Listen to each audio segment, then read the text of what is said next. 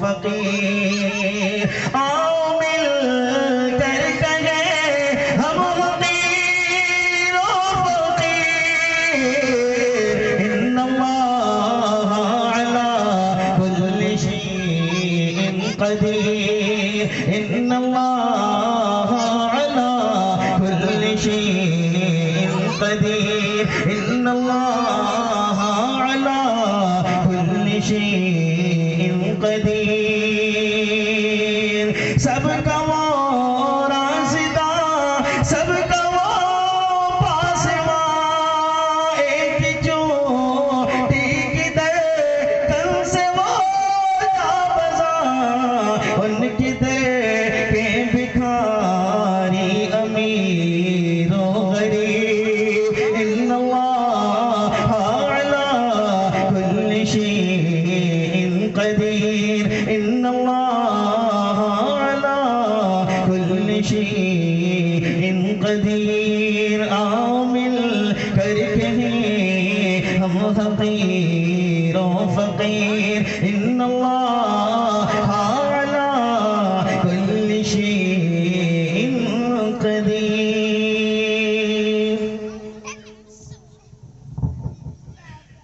دوستو، نعت اور اشعار سنانے کے لیے آپ کے درمیان بہت دور سے بہت سارے پروگرام کو آگے پیچھے کر کے آپ کے درمیان جناب قاری فردوس کوثر صاحب تشریف لائے ہیں۔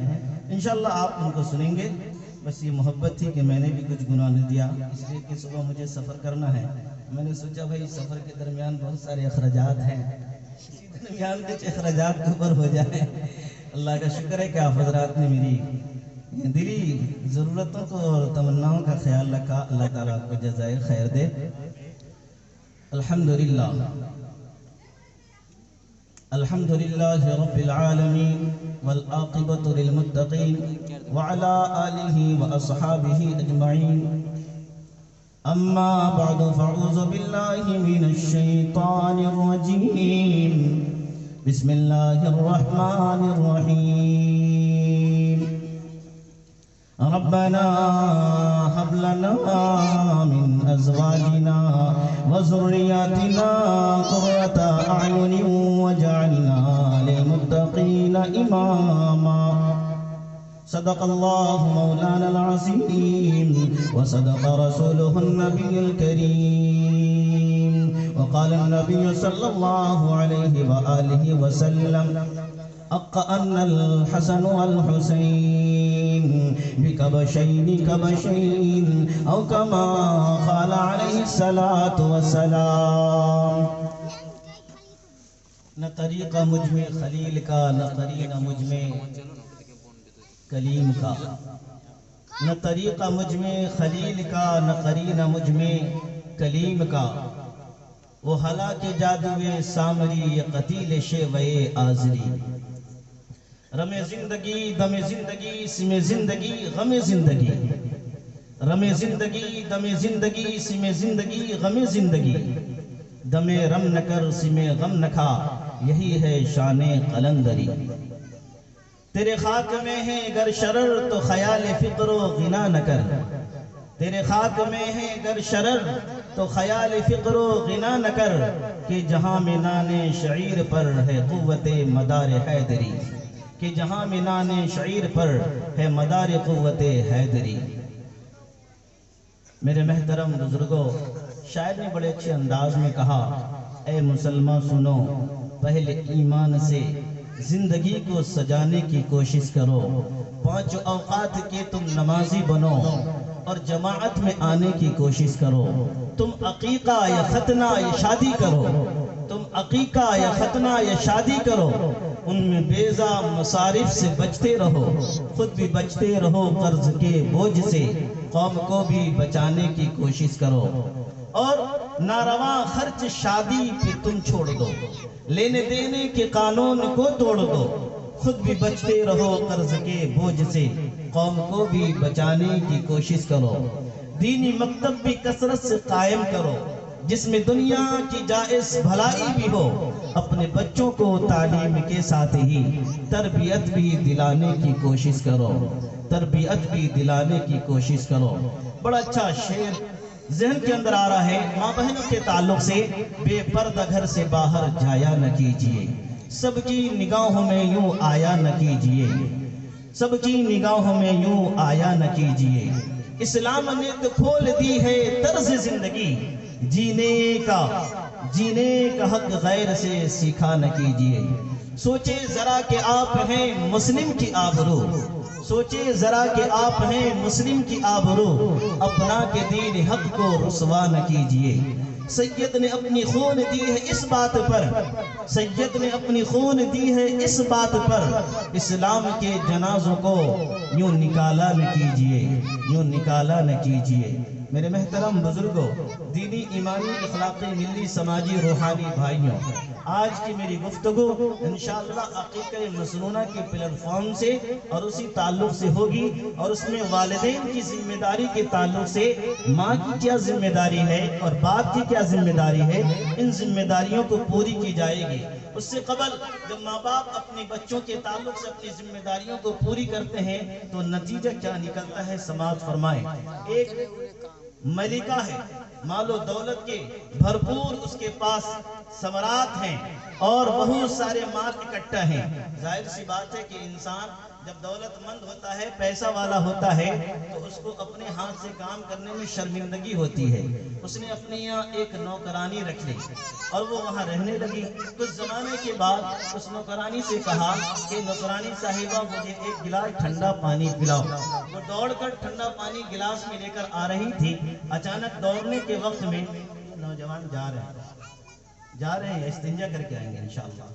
جانے والے حضرات خاموشی سے جائیں، استنجا کر کے آ جائیں، اٹھنے کا ماحول نہ بنائیں، چونکہ ہمارے بعد اس علاقے نہیں بلکہ ملک ہندوستان کے مشہور اور معروف شخصیت حضرت مولانا مفتی اسلم صاحب چترویدی تشریف رکھتے ہیں۔ انشاءاللہ بڑی پرمغز خطاب اور بالکل ثانی قاری حنیف ہے، وہ انشاءاللہ اس طرز میں آپ بیان سنیں گے۔ تو دوستو، وہ جب پانی لے کر آ رہی تھی تو اچانک ٹھوکر لگتی ہے اور گلاس ہاتھ سے چھوٹتا ہے اور وہ یہ گلاس توڑ دیتی ہے۔ تو وہ نوکرانی کہتی ہے کتنی کم بخت ہے، ایک گلاس پانی بھی ٹھیک سے سلیقے سے نہیں پلا سکتی۔ اب وہ ملکہ کے پاس چھوٹا سا بچہ ہوتا ہے، وہ بچہ پوچھتا ہے امی جان کم بخت کے کیا معنی ہیں؟ تو اکثر ہوتا ہے کہ بڑے لوگ اپنی غلطی کو چھپانے کے لیے الفاظ کو بدل دیتے ہیں۔ اپنے الفاظ کو بدل دیا، اپنے عیب کو چھپانے کے لیے کہا بیٹا میں اس کو یہ کہہ رہا تھا کہ پدھے کتنی پتلی دبلی تھی اب کتنی موٹی ہو گئی ہے، اس لیے کمینی کا مطلب یہ ہے پتلی دبلی رہی موٹی تازی۔ کہا اچھا آپ سمجھ میں آ گیا۔ کچھ دنوں کے بعد پھر اس نے نوکرانی سے کہا کہ ایک کپ چائے لے کے آؤ۔ چائے لے کے آ رہی تھی کہ اچانک بلی دوڑی اور وہ ڈر گئی اور ڈرنے کی وجہ سے گلاس اس کے ہاتھ سے چھوٹ گیا اور پیالی پھوٹ گئی۔ پھر وہ گالی دیتی ہے اور جملہ کہتی ہے کتنی کم بخت ہے کہ ایک گلاس چائے، ایک کپ چائے بھی نہیں پلا پاتی ہے۔ تو وہ بیٹا پھر پوچھتا ہے امی جان کم بخت کے معنی تو سمجھ میں آ گیا، کمینے کے کیا معنی ہیں؟ تو انہوں نے کہا کہ لاغر، کمزور، پتلا دبلا۔ کچھ دنوں کے بعد جب وہ بچہ اپنے امی کے ساتھ ننیال جاتا ہے تو ننیال میں پہنچتی نانی کو دیکھتا ہے تو اپنی امی سے کہتا ہے امی امی سنو تو ذرا، امی امی سنو تو ذرا۔ وہ کہتی ہے بیٹا بولو کیا بات ہے؟ تو کہتا ہے امی پہلے نانی کتنی کم بخت تھی اب کتنی کمینی ہو گئی۔ نانی پہلے کتنی کمینی تھی اب کتنی کم وقت ہو گئی ہے۔ یہ کہہ کر کے اس نے اپنے نانی سے مخاطب ہوا تو ظاہر سی بات ہے کہ بچے کو جو سکھایا جائے گا بچہ وہی سیکھے گا۔ اسٹیج پہ بہت سارے حفاظ ہیں اور سامعین میں بھی حفاظ ہیں۔ رمضان المبارک کا مہینہ آئے گا، ہر حفاظ پریشان ہوتا ہے کہ میں قرآن کیسے سناؤں۔ اسی طریقے سے ایک گاؤں تھا، اس گاؤں کے اندر 4 حافظ تھے، ایک حافظ تھے اور بھی سارے حافظ تھے۔ بڑے لوگوں کے یہاں جب کوئی مر جاتا ہے تو قرآن خوانی ہوتی ہے، اسی قرآن خوانی کے درمیان ایک صاحب اس مرحوم کو 4 بیٹا تھا، گیا اور ایک حافظ کو بلا کے لے آیا کہ میرے باپ کی قبر پہ قرآن پڑھنی ہے۔ وہ قرآن پڑھنا شروع کیا تو وہ کیا پڑھ رہا ہے کہ میں کچھ جانتا نہیں، یہ لوگ مانتا نہیں۔ وہ حافظ تھا نہیں، بیچارے کو حافظ زبردستی گاؤں کے اندر بنا دیا گیا تھا۔ دوسرے بیٹے نے دوسرے حافظ کو لایا تو وہ سننے لگا کہ آخر یہ حافظ تو حافظ ہوگا اور میں تو جاہل ہوں، میں کیا پڑھوں گا؟ تو وہ کان لگا کے سن رہا ہے تو پہلا کہہ رہا ہے میں کچھ جانتا نہیں، یہ لوگ مانتا نہیں۔ تو وہ جا کے کہتا ہے جیسن تو ویسن ہم، جیسن تو ویسن ہم، اور قرآن خوانی ہو رہی ہے۔ تیسرے بیٹے نے تیسرے حافظ کو لایا، وہ بھی ڈر گیا کہ دونوں تو حافظ ہے، میں تو حافظ ہوں نہیں تو میں کیا پڑھوں گا؟ تو سنتا ہے تو یہ سنائی دیتی ہے، پہلا کہہ رہا ہے کہ میں کچھ جانتا نہیں، یہ لوگ مانتا نہیں، دوسرا کہہ رہا ہے جیسن تو ویسن ہم، تیسرا بھی جا کے بیٹھ جاتا اور پڑھتا ہے کب تک چلے تو ایسا، کب تک چلے تو ایسا۔ چوتھا بیٹا چوتھے حافظ کو لاتا ہے، وہ بھی ڈر جاتا ہے، پھر جا کر سنتا ہے تو اس کو سنائی دیتا ہے، پہلا کہہ رہا ہے میں کچھ جانتا نہیں، یہ لوگ مانتا نہیں، دوسرا کہہ رہا ہے کب تک چلے تو ایسا، تیسرا کہہ رہا ہے جب تک چلے، کب تک چلے تو ایسا، اور چوتھا جو آتا ہے وہ کہتا ہے جب تک چلے چلائے جاؤ، جب تک چلے چلائے جاؤ۔ دوستو تو آج کا یہ پروگرام یہی ہے، ناظم جلسہ کا اشارہ ہے کہ جب تک چلے چلائے جاؤ۔ انشاءاللہ میں زیادہ دیر نہیں، جب تک آپ سنیں گے سنایا جائے گا، کچھ دیر آپ حضرات کے درمیان ہو انشاءاللہ، پھر اس کے بعد مفتی اسلم صاحب چترویدی تشریف فرما ہوں گے۔ بآواز بلند درود پاک پڑھ لیں، اللہم صلی علی سیدنا نبینا مولانا محمد وبارک وسلم صلی اللہ تعالی علیہ وسلم۔ حضرات محترم، اللہ تبارک و تعالی نے ہمیں انسان بنایا ہے، اور انسان کی فطرت کا تقاضا ہے کہ انسان اپنے لیے ذخیرہ تیار کرتا ہے، انسان اپنے لیے دولت تیار کرتا ہے، انسان اپنے لیے مال تیار کرتا ہے، تاکہ جب میں ضعیف ہو جاؤں، میں کمزور ہو جاؤں تو ہمارا مال ہمیں کام آ سکے۔ اور مال کی شکل میں قرآن کریم کے اندر اللہ تعالیٰ نے آیت اتاری ہے، المال والبنون زینت الحیات الدنیا، کہ مال اور اولاد یہ دو چیزیں زینت ہے دنیا کی۔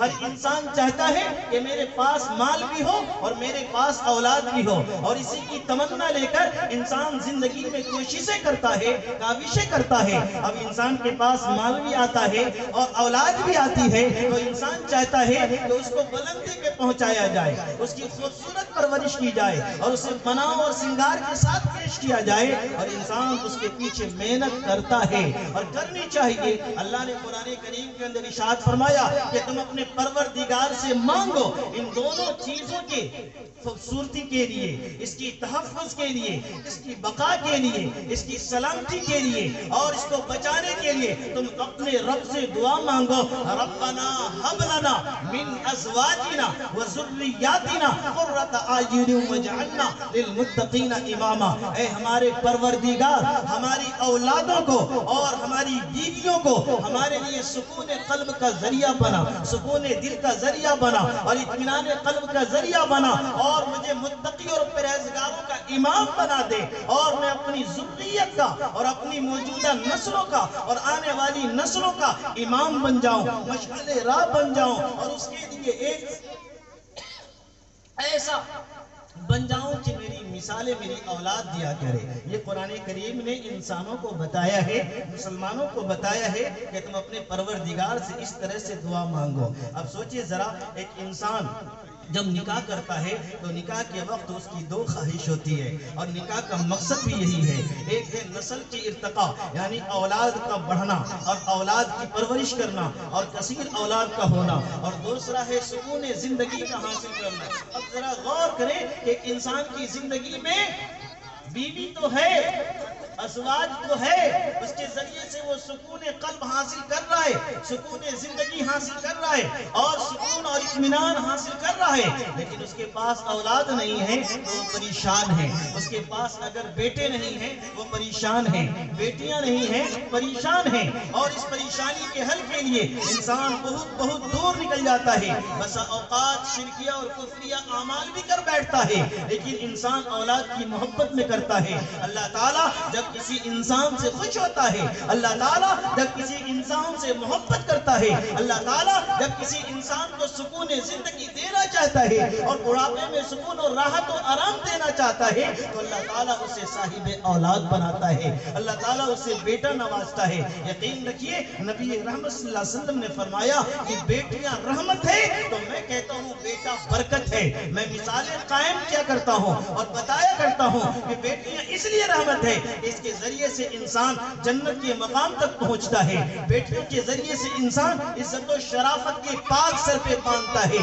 بیٹیوں کی وجہ سے انسان اپنے دل اپنے درد کو دوسرے کے حوالے کر کے صبر کے دامن کو اختیار کرتا ہے. لیکن بیٹا اس لیے نہایت ہی عظیم ہے اور عظیم نعمت ہے کہ بڑھاپے کی بیساکھی ہے, بڑھاپے کا سہارا ہے, آپ کی نسل کے بڑھنے کا ذریعہ ہے, آپ کے نسل کے محفوظ کرنے کا ذریعہ ہے. اور یاد رکھیے جب انسان بڑھاپے کے عالم میں پہنچتا ہے تو اولاد ہی اس کی سہارا ہوا کرتی ہے. درود پاک پڑھیں اللہم صلی علی. میں آواز کھینچ رہی ہوں.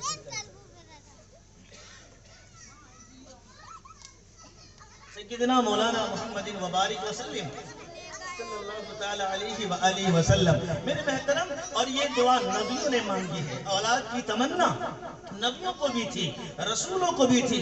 اللہ تعالیٰ کی حضور سیدنا حضرت ابراہیم علیہ السلام دعا مانگتے ہیں, ربی حبلی من الصالحین, اے میرے پروردگار مجھے نیک اور فرما بردار اولاد عطا فرمائیے. اللہ پاک کے درمیان حضرت یونس علیہ السلام دعا مانگ رہے ہیں, حضرت یوسف علیہ السلام دعا مانگ رہے ہیں. اللہ تبارک و تعالیٰ کی بارگاہ میں حضرت ابراہیم علیہ السلام نے ایسی دعا مانگی ہے, سکون زندگی اپنے لیے بھی اور اپنی اولاد کے لیے بھی. اللہ کا قرآن کہتا ہے, ربنا انی اسکنت من ذریۃ بواد غیر ذی زرع عند بیتک المحرم ربنا لیقیموا الصلاۃ فاجعل افئدتهم من الناس تهوی الیہم من الثمرات لعلهم یشکرون. اے میرے پروردگار, میں اپنی ذریت کو, اپنی اولاد کو, اپنے وارث کو, جو آخری میری اولاد ہے, جو میرے لیے سکون قلب کا ذریعہ ہے, جو میرے لیے سکون زندگی کی ایک امانت ہے, جو میرے لیے اللہ تبارک و تعالیٰ نے آنکھوں کی ٹھنڈک بنایا ہے, اے میرے پروردگار اپنی اولاد کو ایسے وادی میں چھوڑ کر جا رہا ہوں, ایسے نخلستان میں, ایسے وادی غیر ذی زرع میں, جہاں پرندے بھی پر کو نہ اجلتے ہیں, جہاں پرندے بھی اپنے پر کو نہ پھیلاتے ہیں, نہ یہاں پانی ہے, نہ یہاں چشمہ ہے, یا نہ درخت و شجر ہے, نہ اس کے کھانے کے لیے کوئی چیز ہے, نہ اس کے پینے کے لیے کوئی ایسی مشروبات ہے. اے پروردگار, میں تجھ سے دعا کرتا ہوں میری اولاد کو دین حنیف پر قائم رکھنا, اسے نماز کا پابند بنانا, اور اس کی محبت عالم انسانیت کے دل میں ڈال دینا, اور اس کو شکر کرنے والا بنانا, اس کو صبر کرنے والا بنانا. یہ قرآن کریم کہتا ہے, حضرت ابراہیم علیہ السلام کی دعا کو نقل کرتا ہے. آج اگر دنیا مکہ کی جانب دوڑ رہی ہے, آج اگر حجاج مکہ کی جانب جا رہے ہیں, آج اگر عمرہ کرنے والے زائرین مکہ کی جانب جا رہے ہیں, ایک تو ابراہیم کی دعا ہے. حضرت ابراہیم نے دعا مانگی تھی, اے میرے پروردگار میرے اولاد کی سلامتی کے لیے, اس کی بقا کے لیے, اس کے تحفظ کے لیے, اور اس کو صحیح طریقے سے زندگی کی گزر اور بسر کرنے کے لیے انسانوں کے دلوں کو اس طرف مائل کر دیجئے, لوگوں کو یہاں بسا دیجئے, لوگوں کو بھیج دیجئے, چشمہ جاری کر دیجئے, ثمرات اگا دیجئے, پھل انتظام فرما دیجئے, اور میری اولاد کو اس مقام پر صبر اور شکر کے ساتھ نماز پر قائم فرما دیجئے. آج ہندوستان والے کہاں جا رہے ہو؟ عرب جا رہا ہوں. عرب میں کہاں جا رہے ہو؟ مکہ جا رہا ہوں. اس لیے جا رہے ہو؟ حج کرنے کے لیے جا رہا ہوں. حج کرنے سے کیا ہوگا؟ بڑی نیکی اور بڑا ثواب ہوگا, گناہوں سے پاک ہوگا. سوچے ذرا کہ یہ جو دعا ہے, اس دعا کے اندر اللہ تبارک و تعالیٰ سے سیدنا حضرت ابراہیم علیہ السلام کیا مانگ رہے ہیں؟ اے میرے پروردگار میری اولاد کی سلامتی عطا فرما, مجھے اس جگہ پر اپنی اولاد کو چھوڑ کر جانا پڑ رہا ہے. ہو سکتا ہے کوئی درندہ, ہو سکتا ہے کوئی خونخوار جانور, ہو سکتا ہے کوئی قذاب, ہو سکتا ہے کوئی لٹیڑا, ہو سکتا ہے کوئی ایسی مخلوق آ کر میری اولاد کو, میری ذریت کو, میری زوجہ کو, میری بیوی کو تکلیف نہ پہنچا دے. اس لیے پروردگار تو ہی حفاظت کرنے والا ہے, تو ہی وارثین ہے, تو ہی ناصرین ہے, تو ہی ناظرین ہے, اور تو ہی تحفیظ اور تحفظ کرنے والا ہے. اس لیے حضرت ابراہیم علیہ السلام دعا مانگ رہے ہیں. انسانی فطرت کا تقاضا ہے کہ اپنی اولاد کی سلامتی اور بقا چاہتی ہے. اب آج کی اسی اولاد کی سلامتی اور بقا کے لیے ماں کیسے اپنے بچوں کے ساتھ قربانیاں دیتی ہیں. سیدنا حضرت حاجرہ علیہ السلام کا بیٹا حضرت اسماعیل ہے. اسماعیل کے معنی ہے اللہ کو پکارنے والا, اس لیے کہ اس زمانے میں یہ عبرانی زبان ہے. اسم کے معنی کے ہوتے ہیں نام کے, اور عیل کے معنی ہوتے ہیں اللہ کی عبادت کرنے والا، اس لیے آپ کا نام اسماعیل رکھا گیا۔ حضرت اسماعیل جب پیاس کی شدت سے تڑپ رہے ہیں، جب پیاس ستاتی ہے، جب بھوک اور پیاس اجاگر ہوتا ہے اور شدت بھوک سے شکم کے اندر ہولناکیاں پیدا ہوتی ہے، حضرت ہاجرہ کو رہا نہیں جاتا ہے، وہ دوڑتی ہیں یہاں بھی وہاں بھی ادھر بھی ادھر بھی، صفا پہ مروہ پہ، یہ اتنی دوری ہے۔ حجاج کرام فرماتے ہیں کہ صفا اور مروہ کی دوری تقریباً 60 کلومیٹر ہے۔ اس 60 کلومیٹر چکر لگاتی ہے وہ ایک ماں لگاتی ہے اپنی اولاد کی بقا کے لیے، اس کی تحفظ کے لیے، اس کو موت کے منہ سے نکالنے کے لیے، اسے موت کے لقمے سے بچانے کے لیے ایک ماں اتنی قربانی دیتی ہے کہ 60 کلومیٹر تک دوڑتی ہے۔ اللہ تعالیٰ نے اس کی اس دوڑ کو، اللہ نے اس کی اس رفعت کو، اس بلندی کو اللہ نے قرآن میں اعلان فرماتا ہے۔ اللہ کا قرآن کہتا ہے ان الصفا والمروۃ من شعائر اللہ فمن حج البیت او اعتمر فلا جناح علیہ ان یطوف بہما ومن تطوع خیرا فإن اللہ شاکر علیم۔ حضرت حاجرہ کی دوڑ کو پروردگار نے دیکھا، حضرت حاجرہ کی دوڑ کو ملائے اعلیٰ نے دیکھا، حضرت حاجرہ کی دوڑ کو جنت کی حوروں نے دیکھا، حضرت حاجرہ کی دوڑ کو تمام قدسیوں نے دیکھا، حضرت حاجرہ کی دوڑ کو تمام پرندوں نے دیکھا، حضرت حاجرہ کو تمام مخلوق دیکھ رہا ہے کہ حضرت حاجرہ اپنی اولاد کی محبت میں دوڑ رہی ہے۔ سنخلاق رسیلے میدان کے اندر، بیابان جنگل کے اندر، سنخلاق وادیوں کے اندر، نہ پیر میں چپل ہے، نہ بوٹ ہے، نہ جوتا ہے، نہ جوتیاں ہیں، اولاد کی محبت تڑپا رہی ہے۔ میرا لخت جگر، میرا نور نظر، میری آنکھوں کا تارا، میرے دل کا سہارا، ایک ماں کی ممتا، ایک ماں کی محبت، ماں کی الفت اس کی آنکھوں کے سامنے دم توڑتا نظر آ رہا ہے۔ ماں وہ ہوتی ہے جو تمام چیزوں کو برداشت کر سکتی ہے، لیکن اپنے اولاد کی پریشانی کو، اپنے لخت جگر کی پریشانی کو ماں جھیل نہیں پاتی۔ آج کی ماؤں کو دیکھ لے، آج کی بہنوں کو دیکھ لے، ان کی اولادیں جب بیمار پڑتی ہیں، بلا جاتی ہیں اور چیخو پکار کرنے لگتی ہے، اپنے آپ میں آپے سے باہر ہو جاتی ہے، کوئی میری زندگی لے لے، کوئی میرا خون جگر نکال لے، کوئی میرا دل کھینچ لے، کوئی میرے گردے نکال لے، لیکن میری آنکھوں کے سامنے میری اولاد کو تڑپتا ہوا نہ دیکھا جائے۔ ماں وہ ہوتی ہے، اولاد وہ ہوتی ہے۔ میرے محترم بزرگوں، تو ماں کی محبت ہے۔ اور دیکھیں ذرا ماں اور باپ اپنی اولاد سے کیسی محبت کرتا ہے۔ اللہ تبارک و تعالیٰ قرآن کریم کے اندر ارشاد فرماتا ہے کہ دیکھو آل اور اولاد، مال اور اولاد کی محبت انسانی فطرت کا تقاضا ہے۔ اللہ قرآن کے اندر کہتا ہے دیکھو اس کی محبت ایسی ہے، اس کی الفت ایسی ہے کہ انسان اس کی محبت میں گرفتار ہو کر اپنے خالق کو بھی بھول جاتا ہے، اپنے مالک کو بھی بھلا بیٹھتا ہے کہ ان دونوں کی محبت انسانی فطرت کا تقاضا ہے۔ اس لیے قرآن کے اندر اللہ کا فرمان ہوتا ہے یا ایھا الذین آمنو، اللہ کا قرآن کہتا ہے اے ایمان والو، اے قرآن والو، اے نبی کی شان والو، اے شمع رسالت کے پروانوں،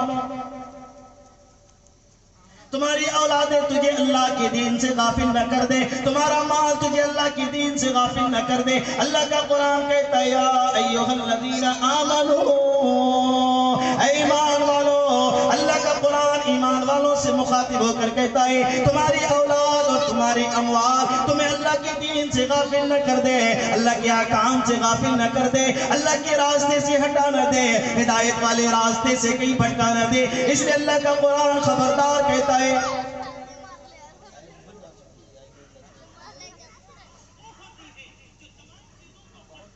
ان ذکر اللہ۔ یہ آیت ایسی ہے ذہن سے نکل رہی ہے، لا تلہکم اموالکم۔ اللہ کا قرآن کہتا ہے یا ایھا الذین آمنوا لا تلہکم اموالکم ولا اولادکم عن ذکر اللہ۔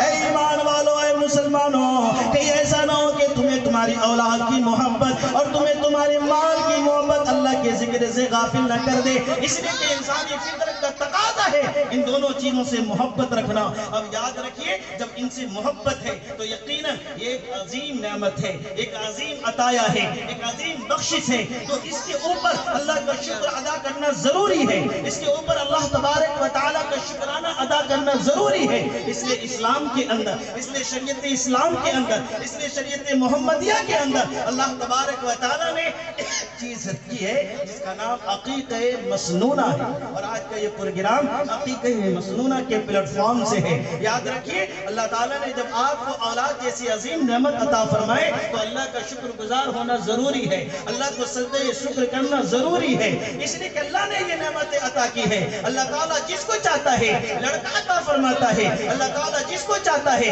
لڑکی عطا فرماتا ہے۔ اللہ کا قرآن کہتا ہے یَهَبُ لِمَن يَشَاءُ إِنَاثًا وَيَهَبُ لِمَن يَشَاءُ الذُّكُورَ۔ اللہ جس کو چاہتا ہے بیٹا عطا فرماتا ہے، اللہ جس کو چاہتا ہے بیٹی عطا فرماتا ہے۔ اللہ نے اگر بیٹا عطا فرمایا ہے عقیقہ مسنونہ کرو۔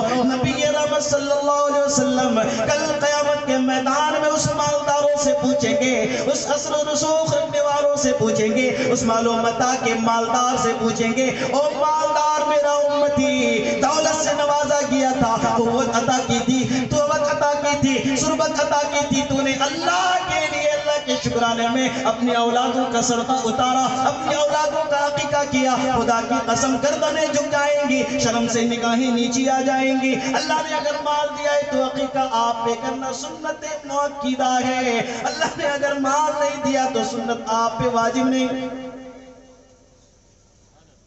نبی اکرم صلی اللہ علیہ وسلم نے جب اہل یہود کو دیکھا کہ مدینہ کے اندر آپ کی جو 10 سالہ مدنی زندگی ہے، اس مدینے کی زندگی میں آپ نے اہل یہود کو دیکھا کہ ان کے یہاں جب کوئی لڑکا پیدا ہوتا ہے خوشی سے ڈھول بجاتے ہیں، قلابازیاں دکھاتے ہیں اور اونٹ ذبح کرتے ہیں اور پھر بکریاں اور دمبے ذبح کرتے ہیں، اور اس خون میں اس معصوم بچے کو نہا دیا جاتا ہے اور اس کے سر کے بالوں کے ساتھ اسے خون میں ڈبا کر رنگین کر دیا جاتا ہے۔ اللہ تعالیٰ کو یہ پسند نہیں تھا۔ اللہ نے قرآن میں آیت اتاری صبغۃ اللہ ومن احسن من اللہ صبغہ، کہ دیکھو اہل یہود جانوروں کے ناپاک خون میں اپنی اولادوں کو رنگتے ہیں، اہل یہود اپنی اولاد کی آمد پہ خوشی مناتے ہیں۔ تمہیں بھی چاہیے کہ تم خوشی مناؤ، لیکن اونٹ کے خون کے رنگ میں نہیں، دمبے کے خون کے رنگ میں نہیں، بلکہ اللہ کے رنگ میں رنگ دو۔ صبغۃ اللہ، اللہ کا رنگ چڑھا دو۔ صبغۃ اللہ، اللہ کی محبت کا رنگ ڈال دو۔ صبغۃ اللہ، اللہ کی معرفت کا رنگ ڈال دو۔ صبغۃ اللہ، اللہ